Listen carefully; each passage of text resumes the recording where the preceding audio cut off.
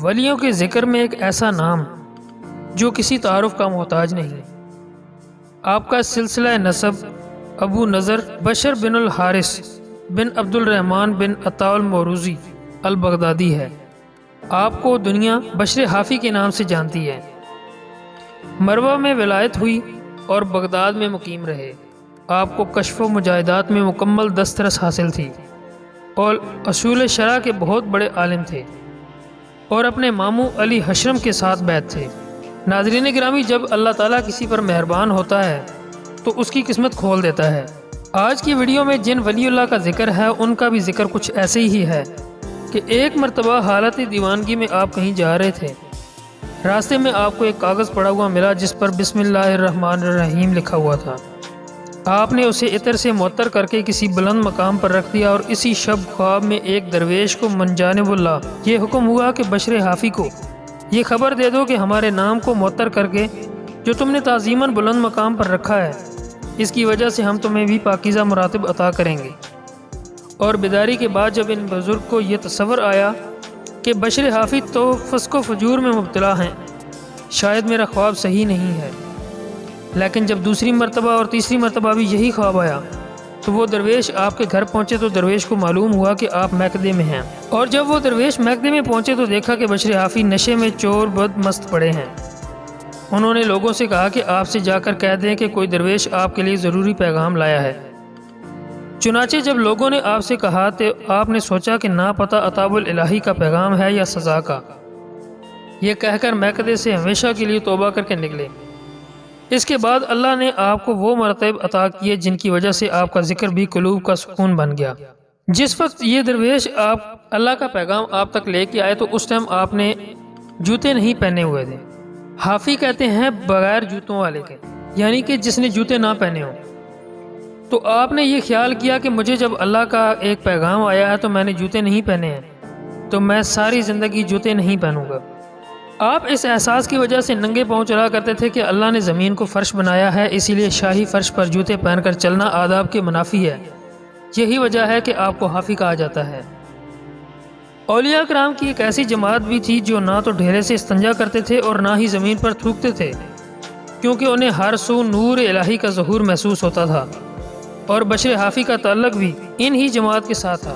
اور بعض صوفیاء کے نزدیک چونکہ نور الہی چشم سالک میں ہوا کرتا ہے، اسی لیے اسے ہر جگہ سوائے خدا کے کچھ نظر نہیں آتا۔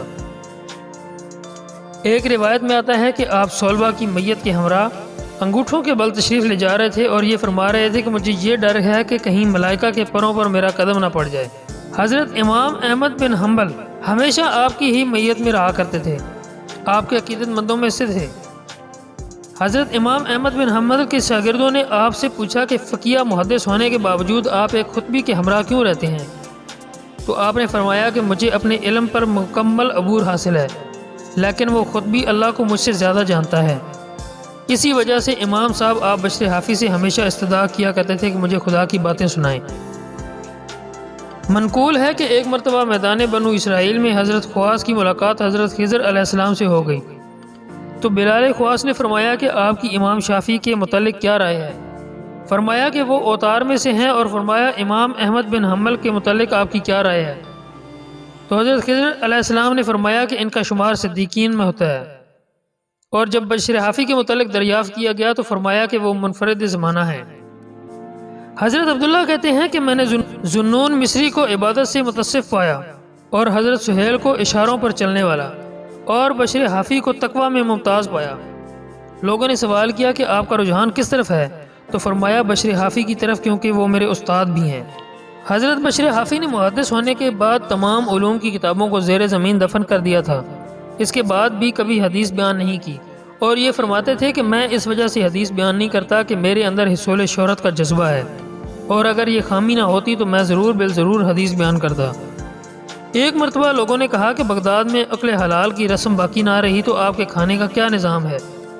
فرمایا کہ جس جگہ سے تم کھاتے ہو میں بھی وہیں سے کھاتا ہوں۔ لوگوں نے دریافت کیا کہ آپ کو ایسے عظیم مراتب کیسے حاصل ہیں؟ تو آپ نے فرمایا کہ ایک لقمہ بھوک چھوڑ کر، کیونکہ ہنسنے والا کھا کر رونے والے کے برابر نہیں ہو سکتا، اور عقل حلال میں بھی فضول خرچی کا اندیشہ باقی رہتا ہے کسی نے آپ سے سوال کیا کہ کس چیز کا کھانا چاہیے؟ فرمایا کہ عافیت کا سالن کھاؤ۔ مشہور ہے کہ خواہش کے باوجود آپ نے 40 سال تک کبھی بکری کی سیری نہیں کھائی اور ہمیشہ باقلا کی ترکاری کا سالن کھانے کا جی چاہتا رہا، لیکن کھائی کبھی نہیں، اور کبھی حکومت کی جاری کردہ نہر سے پانی نہیں پیا۔ ایک مرتبہ آپ سے لوگوں نے سوال کیا کہ آپ کو عظیم مراتب کیسے ملے؟ تو آپ نے فرمایا کہ میں نے کبھی خدا کے سوا کسی سے اظہار خیال نہیں کیا، اور میں واعظ و نصیحت سے یہ بہتر تصور کرتا ہوں کہ لوگوں کے سامنے میں خدا کا ذکر کرتا رہوں۔ پھر ایک مرتبہ کسی نے آپ کو سردی کے موسم میں بنا کپڑوں کے کپکپاتے دیکھ کر سوال کیا کہ آپ ایسا کیوں کرتے ہیں، کیوں اتنی اذیت برداشت کرتے ہیں؟ تو فرمایا کہ اس سردی میں فقراء صاحب حاجت ہوں گے، ان کا کیا حال ہوگا۔ ایک مرتبہ ایک قافلہ حج کے لیے روانہ ہوا، آپ سے بھی ساتھ چلنے کی درخواست کی۔ آپ نے 3 شرطیں پیش کر دیں۔ اول یہ کہ کوئی اپنے ساتھ توشہ نہ لے، دوسری یہ کہ کوئی بھی کسی سے کچھ طلب نہ کرے، اور تیسری یہ کہ کچھ پیش کرے بھی تو اسے قبول نہ کرے۔ یہ سن کر اہل قافلہ نے کہا کہ پہلی 2 شرطیں تو ہمیں منظور ہیں، لیکن تیسری شرط قابل قبول نہیں۔ آپ نے فرمایا کہ توکل حاجیوں کا توشہ سفر ہے، اور اگر آپ لوگ یہ قصد کر لیتے ہیں کہ کسی سے کچھ نہیں لیں گے تو خدا پر توکل بھی اور درجہ ولایت بھی حاصل ہوتا ہے۔ آپ فرماتے ہیں کہ ایک دن جب میں اپنے مکان پر پہنچا تو دیکھا کہ ایک صاحب میرے منتظر ہیں، اور میرے اس سوال پر کہ بلا اجازت مکان میں کیوں داخل ہوئے، تو فرمایا کہ میں خضر ہوں۔ پھر میں نے عرض کیا کہ میرے لیے دعا فرما دیجئے۔ آپ نے فرمایا کہ خدا تیرے لیے عبادت کو آسان کر دے اور تیری عبادت کو تجھ سے پوشیدہ رکھے۔ کسی نے آپ سے کہا کہ میرے پاس 1000 درہم ہے اور میں حج کا خواہش مند ہوں، تو آپ نے فرمایا کہ یہ رقم کسی مقروض کے قرض کی ادائیگی میں دے دو، یا یتیموں یا مفلس عیال داروں میں تقسیم کر دو، تو تمہیں حج سے بھی زیادہ ثواب ملے گا۔ اس نے عرض کیا کہ میں حج کا بہت شدت سے خواہش مند ہوں، تو آپ نے فرمایا کہ تو نے یہ رقم ناجائز طریقے سے حاصل کیا، اس لیے تو زیادہ ثواب کا مستحق بننا چاہتا ہے۔ ایک دن آپ قبرستان میں مردوں کو لڑتے دیکھ کر عرض کیا کہ یا اللہ، یہ راز مجھے بھی معلوم ہو جائے۔ اور جب آپ نے ان مردوں سے پوچھا تو ان مردوں نے کہا کہ 1 ہفتہ قبل کسی شخص نے سورہ اخلاص پڑھ کر ہمیں بخش دیا تھا، اور 1 ہفتے سے ہم اس کی تقسیم میں مصروف ہیں اور ابھی تک وہ ختم نہیں ہوا۔ آپ فرماتے تھے کہ میں ایک مرتبہ خواب میں حضور پاک صلی اللہ علیہ وآلہ وسلم کی زیارت سے مشرف ہوا، تو آپ صلی اللہ علیہ وآلہ وسلم نے دریافت کیا کہ اے بشر، کیا تجھے علم ہے کہ تیرا مرتبہ تیرے دور کے بزرگ سے کیوں بلند کیا گیا ہے؟ میں نے عرض کیا مجھے تو معلوم نہیں۔ تو آپ صلی اللہ علیہ وآلہ وسلم نے فرمایا کہ تو نے سنت کا اتباع کرتے ہوئے بزرگوں کی تعظیم کی اور مسلمانوں کو راہ حق دکھاتا رہا، اور میرے اصحاب اور اہل بیت کو ہمیشہ محبوب رکھا، اسی لیے اللہ نے تجھے یہ مرتبہ عطا کیا ہے۔ پھر دوبارہ جب حضور پاک صلی اللہ علیہ وآلہ وسلم کی زیارت سے مشرف ہوئے تو عرض کیا کہ مجھے کوئی نصیحت فرما دیجیے، تو آپ صلی اللہ علیہ وآلہ وسلم نے فرمایا کہ عمراء حصول ثواب کی نیت سے جو فقراء کی خدمت کرتے ہیں وہ پسندیدہ ہیں، لیکن اس سے زیادہ افضل وہ ہیں کہ فقراء کبھی عمراء کے آگے دست دراز طلب نہ کریں، بلکہ اللہ پر مکمل بھروسہ رکھیں۔ آپ ہمیشہ فرمایا کرتے تھے کہ پانی جب تک رواں رہتا ہے تو صاف و شفاف رہتا ہے، اور جب رک جاتا ہے تو گدلا اور کیچڑ بن جاتا ہے۔ فرمایا کہ جو دنیا میں عزت چاہتا ہے اسے 3 چیزوں سے کنارہ کش رہنا چاہیے۔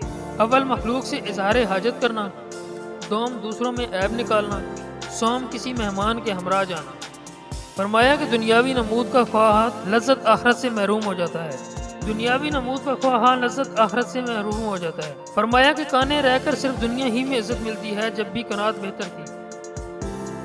تو آپ نے فرمایا کہ لوگ ہمیں بہتر سمجھیں صرف حب دنیا کا مظہر ہے، اور جب تک بندہ نفس کے سامنے فولادی دیوار قائم نہیں کر لیتا اس وقت تک عبادت میں لذت و حلاوت حاصل نہیں کر سکتا۔ فرمایا کہ یہ 3 کام بہت مشکل ہیں، اول مفلسی میں سخاوت، دوم خوف میں صداقت، اور سوم خلوت میں تقوی۔